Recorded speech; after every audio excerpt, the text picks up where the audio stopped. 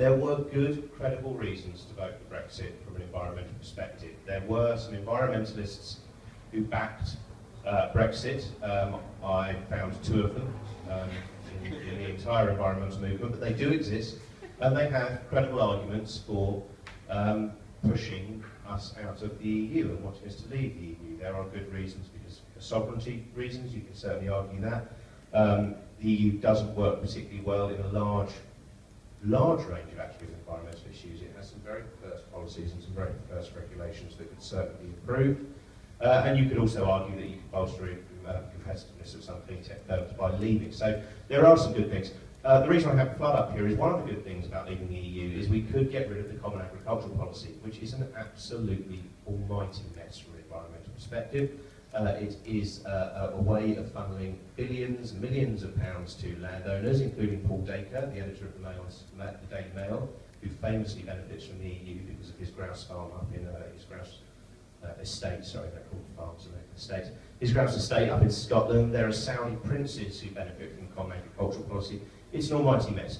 It basically just gives you money based on the amount of land you have rather than what you do with the land, and there is a strong argument that Amy and other people with the Green UK Alliance are pushing forward that we could reform the common agricultural policy when we leave and ensure that we only pay farmers if they do things that benefit society, such as protect better against flooding, which currently a lot of them don't do particularly effectively. So there's good reasons there. Tax reform, you could reform taxes. VAT, we currently can't change VAT on green products. It's ridiculously high. You say you pay a low tax rate on your energy, but a high tax rate on energy saving products. You can change that. You could have more active industrial policy, which is something the government says it desperately wants. A lot of the stuff the Green Investment Bank wants to do has been stopped by state aid rules. EU state aid rules, again, are a bit of a mess. They quite often challenge the EU's own policies on climate issues, so we've quite often been stopped from subsidising clean technologies because of EU state aid rules, even though the EU also wants to promote clean technology. So again, there's an argument there that if we could extricate ourselves effectively, we might be able to water down some of those state aid rules. That, of course, is very questionable, because if we had a trade deal, they wouldn't allow that, but anyway, that's when you get into the whole very messy parts of it.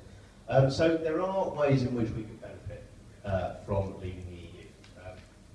That's all I got. There aren't that many more.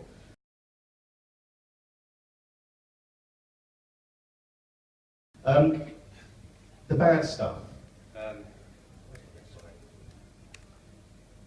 Toasters. This is just one of the many bad things. But no, the bad stuff that I wanted to talk about is just the general bad stuff that's going to happen and will be disruptive for business, will be disruptive for investment. Immigration, obviously a prime example, end of free movement. There's already quite serious skill shortages in the green economy. These are usually quite technical, highly skilled jobs. We do import a lot of skills to work on our offshore wind farms, to develop some of our electric vehicles, to work in the city on green finance. If you end freedom of movement, you're going to potentially aggravate already quite serious skill shortages that I hope the government is aware of. R&D could be hit. R&D is huge. The EU is, the UK is a net beneficiary of R&D funds from the EU, which again disproportionately goes to clean technology. So you're going to have problems there. What else have we got? Weak sterling is going to be a major problem for import and export. Just one example: offshore wind. The government managed to attract 2 offshore wind manufacturers to the UK, and we're building these gorgeous, beautiful turbines that are going to go offshore and generate all this energy. But those are built by Siemens and Vestas, which are Mitsubishi, multinational companies. Components come in, turbines go out. We're hoping to export the turbines to other countries. What happens if you slap tariffs on them? No one knows. Will these companies up and leave? Will they reverse their investments, or will we just watch the market wither as a result of the tariffs being slapped on this big, supposedly strategically important industry that we're pushing for? So these are all things that are going to affect all businesses, but they're particularly acute for green businesses, because a lot of green businesses are internationalist, they're focused on export markets, they're focused on big global issues, so they're going to get hit quite hard. And they're also relatively immature. This is still an area that's only sort of 10 years old, so they don't necessarily have that same lobbying base, that same industrial base that larger businesses do.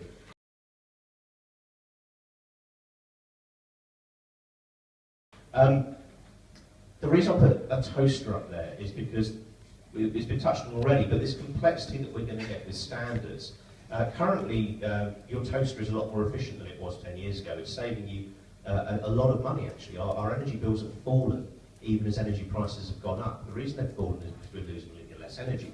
One of the primary reasons we're using less energy is because the EU imposed a shed load of eco-product directive standards about 10 years ago, or 10 years ago, and which basically meant that all the technologies that develop now have to use a lot less energy than they did before. If we leave the EU, no one knows for sure whether we'll have to continue to keep those standards. Some of the countries that we trade with would desperately love us to get rid of them, so that they could start to ensure that we import their basically crappy products.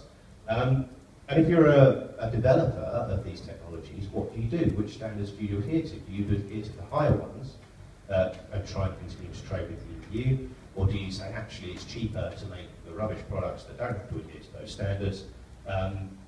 It's a very, very difficult challenge for a lot of businesses. A lot of companies will be looking 5 years hence and not knowing what on earth, where they should invest, what strategy should they go for. Do they go for the knockoff cheaper option, or do they invest in quality? If they invest in quality, do they get undercut by imports from China and the US that no longer have to adhere to these standards because we've got a shiny free trade deal with them? So that's another potential challenge.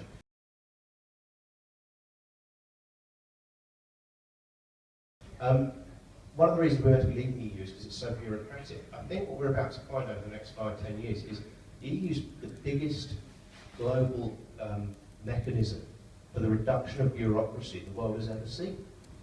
We're going to have 10 times more bureaucracy. We're going to have paperwork coming out of every orifice of every single company in the country. It's going to be absolutely horrific because they're going to have to comply with all these standards from different trade deals, different countries, historic things that are going to change over time. No one can even begin to fathom how difficult this is going to get. Which brings me to the ugly.